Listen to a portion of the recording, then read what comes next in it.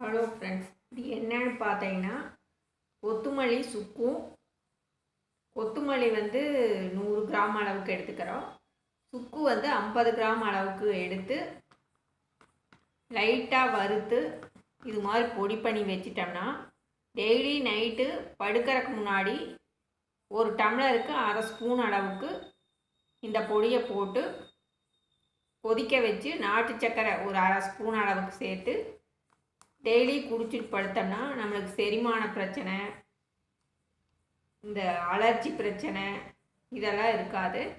நீங்களும் இது மாதிரி ட்ரை பண்ணி பாருங்கள். இந்த பொடியை அரைச்சி வச்சிட்டிங்கன்னா செலவும் கம்மி. சுக்கு காப்பி பொடியெல்லாம் கடையில் வாங்கினீங்கன்னா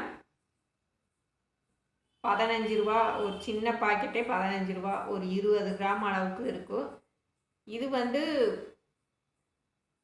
ரூபாய்க்கு வாங்கினோம்னாவே நம்மளுக்கு 2-3 மாதத்துக்கு வர அளவுக்கு பொடி கிடைக்கும். நான் 100 கிராம் அளவுக்கு கொத்தமல்லி வாங்கினேன், அதில் பாதி தான் அரைச்சிருக்கிறேன்.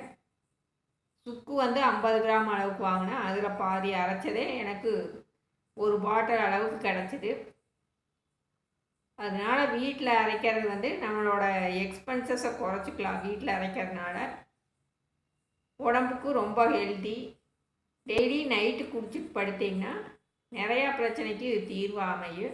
அது ஏஜ் ஆனவங்க கம்பல்சரி இதை குடிச்சிட்டு படுக்கிறது ரொம்பவே நல்லது.